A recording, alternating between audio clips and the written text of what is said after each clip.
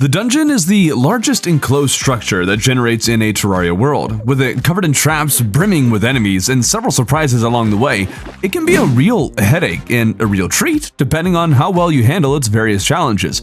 But how does a noob approach this entire experience? Well, today I have my friend Travis, who will help me find out. He has never played Terraria before and is doing a totally blind run, with me following around to observe and occasionally give him a pointer or two. But before we start, the dungeon is not only relevant to the player in pre-hard mode, so we will be first taking a look at the design of this dungeon in pre-hard mode, and then we'll jump forward in time to his experience in hard mode. So, how well is the dungeon designed? Let's find out.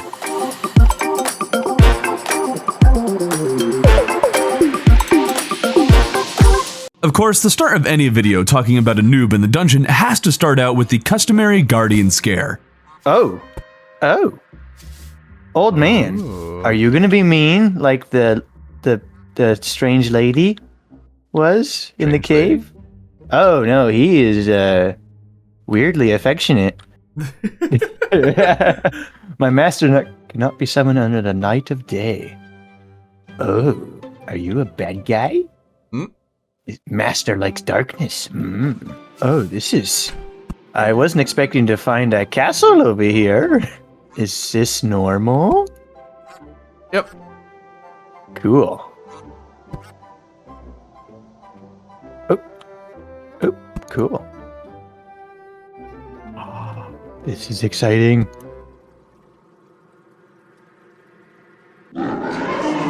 Ah!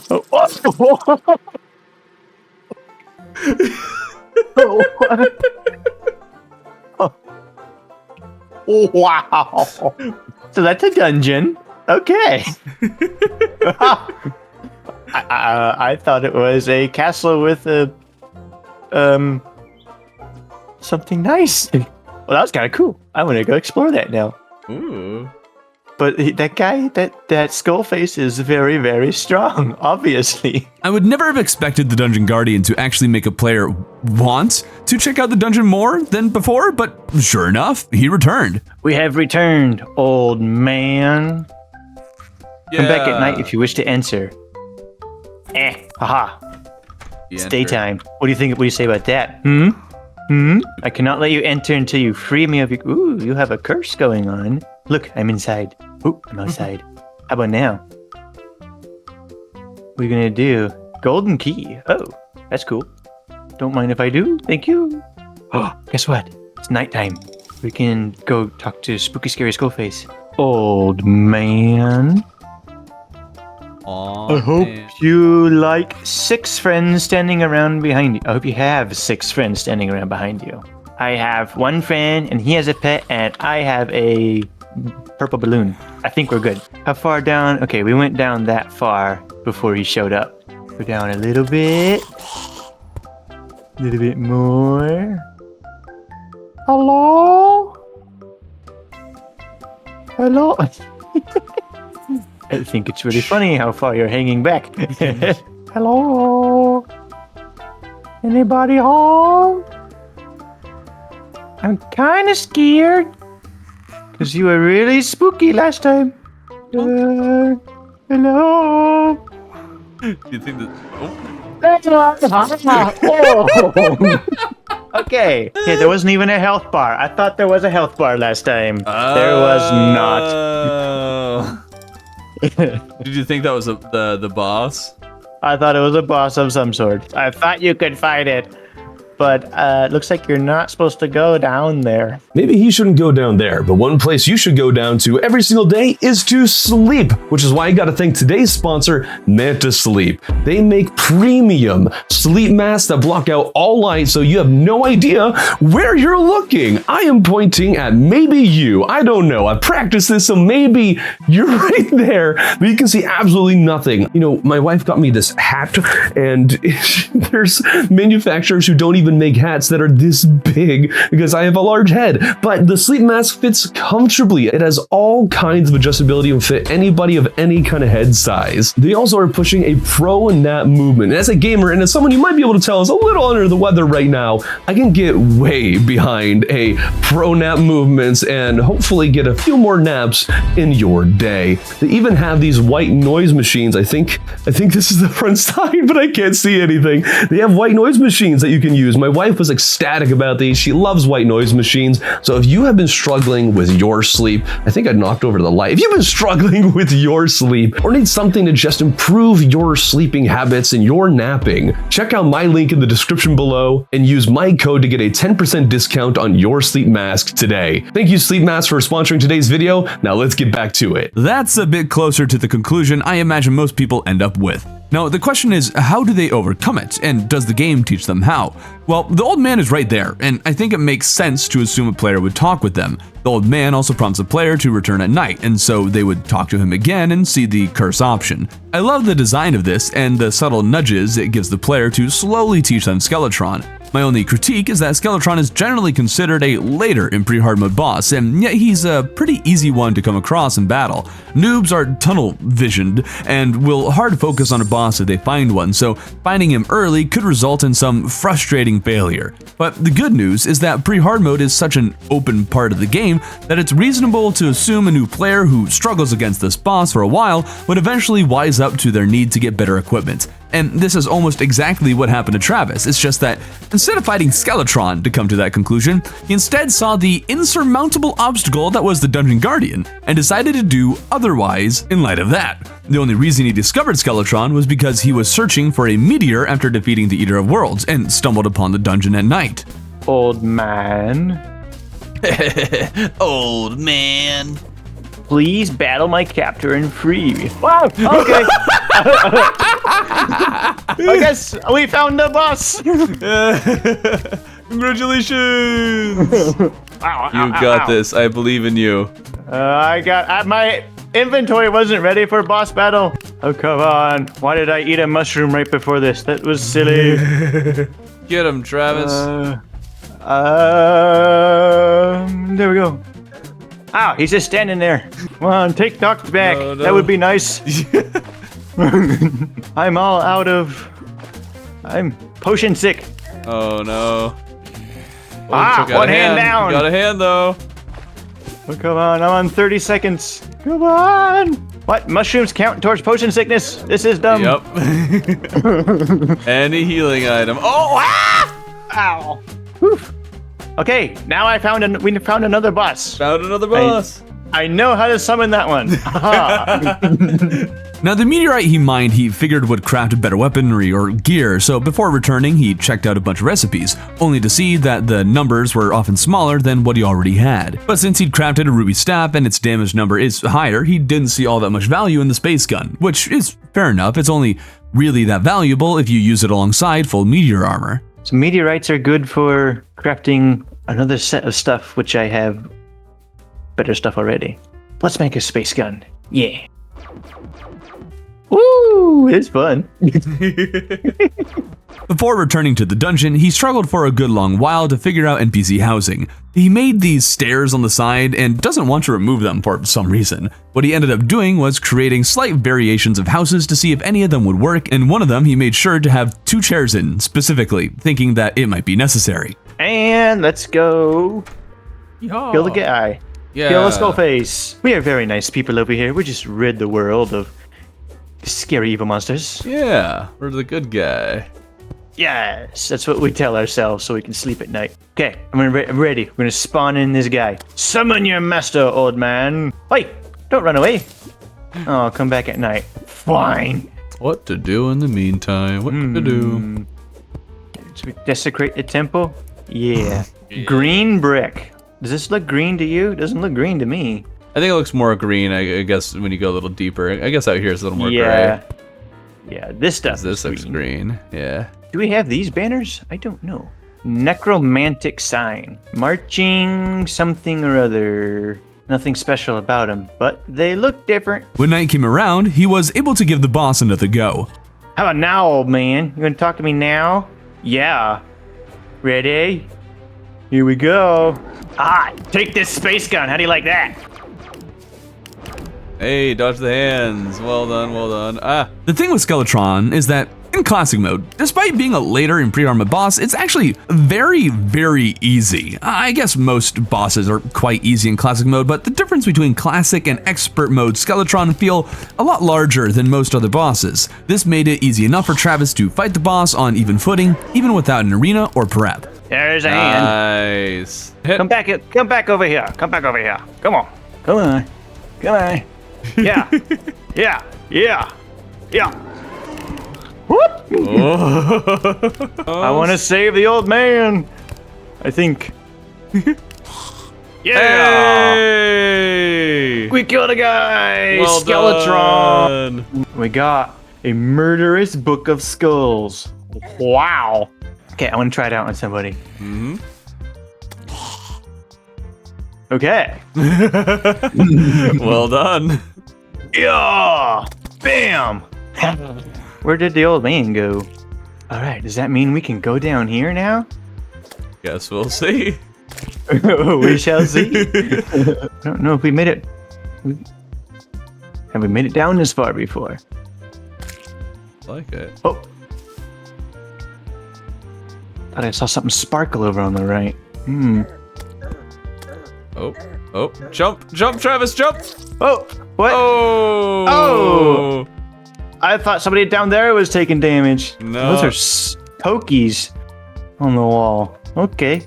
For any new player, I imagine spikes are one of the biggest nuisances. It's likely they haven't encountered a block type that hurts them yet unless they've visited the underworld and walked on Hellstone. These spikes aligning the dungeon, especially for a new player, definitely make it one of the more dangerous places to be. I'm just curious if it'll occur to him to even mind these spikes. Hello? It's a matter of time before he ended up like the rest of the skeletons. Wow. Ooh, you have wrenches and levers. Pressure plates. Oh, okay. You have stuff. Mm-hmm. Stuff. Okay, I have no idea what that is. It looks super complicated, like everything else in the game. It's probably the most complicated. More complicated than dart traps. Mechanics wiring is easily the most complicated mechanic in the game. The likelihood of a noob figuring the stuff out on their first run, I find to be quite unlikely. Part of me wishes that she sold something more relevant to the new player that they could use in the dungeon itself, but I suppose the pots and chests and other things drop plenty of helpful items for exploration. At most, a mechanic can offer tools to help see the wiring for the few dart traps scattered around. Oh, hello, sir. I've never seen you before. Oh, he throws wrenches. Or she throws wrenches. Wow, there's a lot of guys down here. Yeah, Book of Skulls them. I believe. It's very slow, but it's really fun. Lucky for Travis, the dungeon in his world had a wooden chest at the surface, and he remembered to keep the gold key that was in it on hand this entire time. Oh, okay. I think I used my key to unlock that thing. Looks like it. What do we get? A cobalt shield. Okay, immunity to knockback. Bombs, arrows. Not a lot, honestly. I'll never forgive him for this. He got distracted and didn't even loot the chest. Somehow he looked at the cobalt shield, read it provided knockback immunity, and concluded that it wasn't important or helpful. I can't quite piece together how he would come to that conclusion either. Knockback immunity, I would assume, is something that would appeal to a new player, and I would love to hear what you did when you first found the Cobalt Shield. Was its value lost on you? If I really think about it, I can maybe see how the extent of its value and usefulness would be not immediately apparent or understood. Even if annoying, knockback isn't something Travis has ever viewed as a problem. I wouldn't doubt he sees it as a natural thing, that being hit obviously causes you to move. Removing something that seems so natural to him might be what just makes intuitive sense, so he sees no need to get rid of it. It's hard to say for sure. Before we continue, if you've been enjoying the video thus far, be sure to subscribe. It helps out the channel a lot and helps you see more quality content. Something new the dungeon introduces is the Dart Caster, or more broadly speaking, a teleporting enemy. Up to this point, there has never been an enemy who did this. It didn't confuse Travis all that much and he had no discernible reaction to it. It's possible he didn't understand it teleported from another location and he just thought it suddenly appeared. Either way, this is actually a pretty interesting part of the dungeon. I'm not sure why the dungeon specifically would be what introduces teleporting enemies, but it's not like they are important to the game, just that they make the dungeon stand out from regular biomes. He has learned. Oh, uh-oh. Not really! And he's gone. I couldn't make the little jump. Ah, no fair. They can walk on spikes, but I can't. To my relief, he intuitively understood he could mine spikes. Wonder how far down this goes. And not far away, he comes to his first crumbly block part of the dungeon, which just so happens to be sealing off the rest of the dungeon. Dead end. Oh, why did that break? I don't know. Ooh, what is that? What is that? I don't know what that was, but it was cool. Flame wheels and spiky balls are also the first enemies or entities that can't actually be damaged themselves, more unique enemy designs in the dungeon. But with the flame wheel gone and this one part of the dungeon visible but not accessible, he's scratching his head. We dig? That just seems strange. No digging. Now, I have some mixed feelings about the crumbly blocks. On one side, they are a neat trap. On the other side, I fear them being an insurmountable obstacle for noobs. Take Travis, whose entire dungeon is sealed off by these blocks, and sealed in such a way that he could not fall onto them and accidentally break them. He has to make the decision to mine them, but why would he do that after he learned he couldn't mine the regular blocks? The visual difference is often hard to see even for an experienced player, and Travis still has a hard time recognizing the difference from, well, different ores, so I'm doubtful that he can actually tell the difference between these two blocks. Ah, secret hello! Ooh, that's kind of cool. Oh, there's lots of you guys. That's mean. You put blocks that I can't walk through, and then you shoot at me. Part of me thinks that the dungeon should always generate with a small section near the top where you will inevitably fall and break some of these blocks. Maybe have one of those crumbling block traps leading to a spike pit very early in the dungeon every time, just so they have like early on experience with it where they're more or less forced to walk upon it or cause it to break. One of the other big questions of the dungeon is how hard will it be to get gold keys? Either you will never find them or you'll get a bunch, and there is no in between. I don't think anything should be changed, especially since noobs get real good luck. There's 2 more gold keys right there. Whoa! You got 3 gold keys. Have a few. All right. There's one other unique enemy in the dungeon, Skulls, who inflict the absolute worst debuff in the game. Why can't I? My sword don't work. Okay, now it does. All I'll tell you is that no, that was not a bug. Okay. I'm just curious if the cursed skull cursed me. I know for a fact he didn't see the debuff, so I love that he outright named the debuff and its effect no problem. He also found an alchemy table and grabbed it after looking on the map to see what it was called and, mined it. Right next to it, he also found a shadow key whose use he already understood. And a blue moon for 58 melee damage? Wow! This room happened to have all the most interesting things, apparently. A Santa painting. I want it.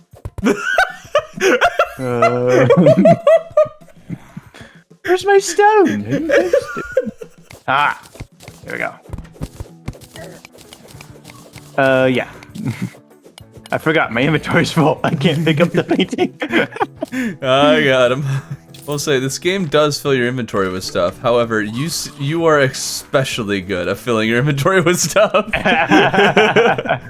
I am not unhappy about that. One of the key enemies to find down here is the Dungeon Slime, a wonderfully designed enemy that always provides a key, and of course, it's very easy to see the key inside. They can be more rare than they should be, it feels like sometimes, but not necessarily like all the time, but they are a great addition to the dungeon. I love that they are here and they were added. Now, Travis will occasionally miss treasure chests, and I don't exactly feel bad about pointing them out to him from time to time, but Travis has quickly taken note of just how many treasure chests there are down here compared to the rest of the world. I'm not sure there really is a greater concentration of them down here, but with the dungeon being more open and feeling like its own contained area, it definitely feels a lot more heavily looted or loot heavy.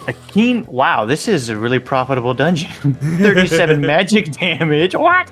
He really liked the magic missile and thought it was cool. Whoa, that's really fast. But I decided to teach him the trick about, holding left click so it follows the cursor. I wish the weapon itself made a more direct reference to this. The tooltip says the projectile is controllable, but I'm not sure how intuitive it is to think it's controlled by holding left click. It probably is. I mean, after all, people naturally spam weapons. That's like the natural state of being in a video game, so you're probably naturally going to end up spamming the magic missile and then end up accidentally controlling it and putting things together. I don't know how to use it.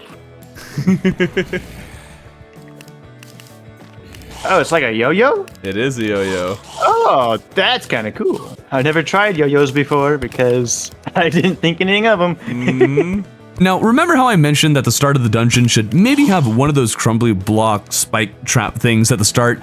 Well, one thing I didn't think about is just how much a noob struggles to get out of these things, especially since the walls are also covered in spikes. Whoop. Oh no. He's dying. Oh no! No! Ah! He's gone! That's a death trap. These traps happen to be near the bottom of the dungeon, which has him looking at the map. Is there more to this, or do we get it? For those who know the game, you know that there is still plenty of dungeon remaining. Seeing the darkness below where this one trap is, he smartly watches a flame wheel to see if it disappears. Okay, let's see. Let's watch this orb. Does it come back up the side? Yes, it does. Okay. He did end up wandering around a bit more and found more dungeon to explore, where he comes across the old slime for the first time. Ooh, this looks like a totally normal chest. Totally normal. Why is that hopping? I don't know. Why is it hopping? Oh. Smithers. Hey, he freed the old slime. I pet it. This is also where he notices his first biome chest. Ooh, what is this? I need a green key or something. Here's a question I have, and it's similar to some concerns I have with the Jungle Temple. Discovering these chests in pre-hard mode could lead the player to searching for something they are incapable of finding. The dungeon is likely the first place the player ever learns about the existence of keys, and so I find it likely they will try to find the keys in the dungeon, the keys to these biome chests. But I guess that's just pure speculation. So what did you think when you first saw these chests? Without a wiki, what is a new player's natural response to seeing a key that they don't recognize on these chests? What are they going to do in response to that? Are they going to seek them out? Travis didn't, so maybe it's just fine. I don't know. On a similar note, keys can be quite confusing. Gold keys, for example, are consumed every time you use them, but shadow keys are not. He doesn't know that, so he's starting to collect them. I'll take another shadow key. We'll worry about that more when he goes to the underworld. For now, he's found another golden chest. A shoddy Muramasa. Muramasa. He didn't actually want the Muramasa though, and threw it to me to use instead. Fair, the Muramasa is a pretty underused sword. With his current equipment, it'd almost certainly be beneficial to him, but we'll let him stick with using the Blue Moon. He also came across the Bewitching table, which similarly to the Alchemy table, he looked at the name on the map, thought it sounded interesting, and grabbed it. He also stumbled across a dart trap. Earlier, he tried to get one to work, but since he doesn't understand wiring, he obviously didn't get it working. This is his running hypothesis. Maybe that's why the dart never worked, because I never put arrows in it. That's a really fun idea, and actually would be pretty cool if you could load up dart traps with different types of arrows. He found another Muramasa and started using it, and at this point, he's found a whole lot of weapons down here. You're doing pretty good. Got quite a few weapons to play with down here. Oh, too many. Gotta figure out what my favorites are. Yeah. Although often not considered a problem, too many options can sometimes be worse than fewer options, as a person is left paralyzed with no idea what to do. But I'm not all too concerned about that. The dungeon provides a greater concentration of loot than most areas, but the need to farm for keys slows down progress, and the higher concentration of enemies gives ample opportunity to experiment with every weapon upon discovery. Overall, the pre-hard mode dungeon has been a solid place for Travis, brimming with weaponry that's better than what he had before, including weaponry for every class, allowing for a greater variety. The spikes, traps, and hordes of enemies kept him on his toes and engaged the whole time. The only question is how frustrating that might be for a noob.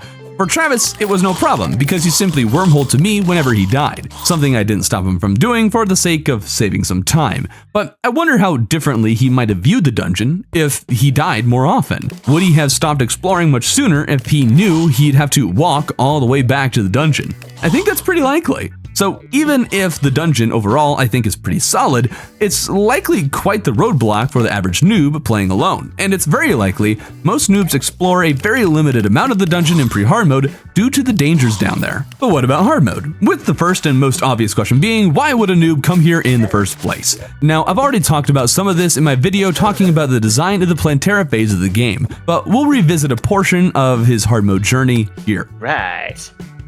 So the screams down here, eh? So there's rusty armor bones, blue armor bones, and what is that? I couldn't see it. His name is Bone Lee. Bone. Okay, let's keep going and killing. Going and killing. That's the name of the game. Yeah, it is. Angry Bones. Well, actually, it's Terraria, but you know. Oh, Travis let their arms get tore off. March 9th, 2025. Oh my goodness. Oh, hell armored bone. Oh, you're cool. Ow. Hold on. Necromancer. All right. Oh, What? What'd I do? you got something. Shadow beam staff. Creates a shadow beam that bounces off of walls. Oh, Got ectoplasm. Okay, let's try this. Whoa! Whoa! What is happening? I like geometry. the math staff. Hiya! Hiya! Eh! He's struggling a little bit with it. How much damage does this do? 105. Oh, that's like better than anything I've got currently. I was praying he'd get at least some sort of weapon drop down here before giving up. The likelihood of something dropping is pretty good, but I never know with Travis. Better yet, he got a mage weapon, and he just so happens to be using the same mage armor, so he got something that's actually particularly useful for him. So to answer the question, what brings the noob back to the dungeon? Well, a great decision made by the Relogic team. When Plantera dies, it says that there are screams down in the dungeon, prompting the player to explore. But does a noob understand what has changed? Did we figure out what the screams were all about? I completed the achievement robbing the grave. Okay, what is that? Oh, Robbing the grave. Might wanna Obtain move. a rare treasure Move. from a You're difficult under dungeon. attack. I can't see behind me. What are those? What is that? very dangerous. Oh my god. Fireball. Armored bones. Okay, so I think this cool staff I got is what the screams were about. Mm-hmm. Maybe. Maybe. So we kind of covered. Oh, we didn't go all the way over to the left. No, there's still a lot over there. Yes. Okay, let's keep exploring. Now, the reason I was concerned about him giving up is that he hasn't been very impressed with what he has seen thus far. All the different enemies haven't registered to him as being particularly new or interesting. I'm glad he kept exploring, but I have to wonder if he's unique in his general confusion about the hard mode dungeon.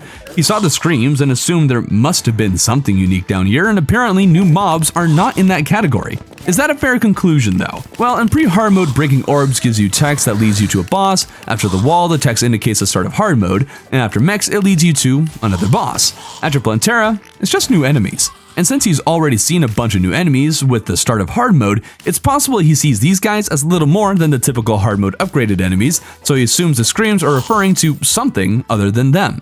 Oh, what are you? A paladin! Look at you! Ow. I get excited to read things and I lose track of everything else. After that paladin, he didn't return to the dungeon for a bit, not understanding the purpose of, the whole hard mode dungeon. He was curious about the uses for ectoplasm though, and would likely end up back into the dungeon for that reason, but what actually got him there first was a corruption key he happened to pick up. Oh, and a corruption key. Oh, I still haven't you got the done corruption anything key. with those yet. I got 2 of them. Oh yeah, you can check out what those do. I don't know I don't if you remember know running what. into corruption chests in the dungeon yet, or whatever those are. Yeah. Do you think they'd be in the dungeon? That's what it says. Oh, it Unlock says that? corruption chest in the dungeon. Mhm. Oh, I didn't know that. Cool. Now, part of me is super duper happy that the key says to go to the dungeon. On the other hand, these keys can be obtained pre-Plantera. If a noob got one of these keys pre-Plantera and tried to open the corresponding chest with no success, what would they do exactly? Are there any clues that would explain the weird behavior? Considering how rare they are, it's understandable to assume that they would never even get a key, and if they did, it wouldn't be till this point in progression, and maybe when they defeated Plantera, they would interpret the screams as being something that makes the chest openable. I don't know, but it's interesting to consider if there might be a better way to phrase this. Another important detail is that he didn't return to the hard mode dungeon until after slaying Golem. Not for any particular reason, just that's just the order of events he happened to play in. As for the cultist worshippers, I was curious as to how he'd interact with them considering that they are not inherently hostile. My first assumption is that he'd instinctively attack them on sight, as I'm sure many do. If not, I'm sure eventually he'll curiously take a swipe at them and have to fight out of necessity. Dungeon. Oh, what is this? Mysterious tablet. Hello, people. Do I talk to you? Lunatic devotee? Click it. Hiya! Smack it. Oh, I hit the guy, and now he's upset. Eat my. Oh, he just launched him. Lunatics are not good things. Oh, whoa, whoa. Oh, something weird has happened. Lag. Oh, 32,000 something. What is it? Have fun. It doesn't say.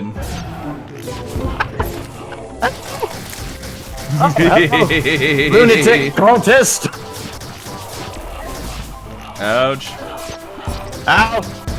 Hello. He is dead. He is very much dead. I am much dead. Okay, I was not expecting that. Not at all.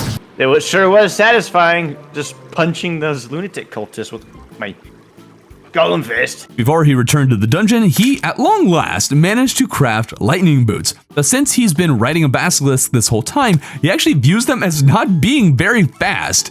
Guess it was pretty odd timing to make this discovery, but thankfully, he didn't write them off and kept the boots on. Whoa! I don't think I need to. There he goes. Once you get running, then it's just zoom, zoom, zoom, zoom, zoom, zoom, zoom, zoom, zoom.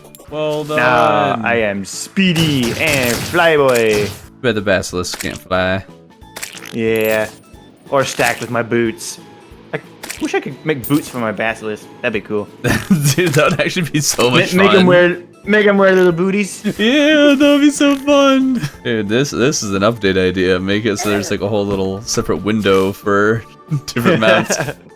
Mount accessories. Yes, yes. I would like to mount a laser machine gun and Yeah, right. The booties. Ah, those chickens, they decided to leave. He didn't think much of the cultists being gone, keeping his focus on finding the corruption chest. Die, die, die, die, die, die, come on. There we go. Oh, we got a hammer. Dead. I did. Paladin hammer. 100 melee damage. Sweet. A powerful returning hammer. What does that mean? Whoa, that was really fast. Whoop, whoop, whoop. There were a couple chests that I couldn't open before. Yeah. They were like specific kinds of chests. This one needs a different kind of key that I have not seen before. Wow, look at all those guys down there. Goodness, holy cow. Hello, gentlemen. Oh, there's a blue chest thing down there. What is it? Don't have that key. Yeah, we're getting close, maybe. We found keys that different kinds of chests. That was the goal. Considering how rare the keys are, I really don't think it's all that important. But one thing that has occurred to me is that it might not be clear where to find the keys for each of these chests, at least not before you get the key. The Tundra and Jungle ones are probably the most clear, and a person could probably look at those two and piece together that all of the chests are representative of a biome. But if I were to quiz Travis on where he'd find the keys for each of the treasure chests, I think it's likely he wouldn't know where the desert or hallowed ones are at the very least. Did you find anything? Yes. Like this thing? Yes. Big booty. Oh no. That's what it said. Godly Scourge of the Corruptor. A powerful javelin that unleashes tiny eaters. That sounds cool. Ah. The javelin's a throwable thing that looses little dudes that also fly around and kill stuff. That's kind of cool. Oh, paladin! There's a paladin. Hiya! Hiya! I like the loot. I can't tell what's doing all the damage. Everything's just dying. Yeah. Something is working.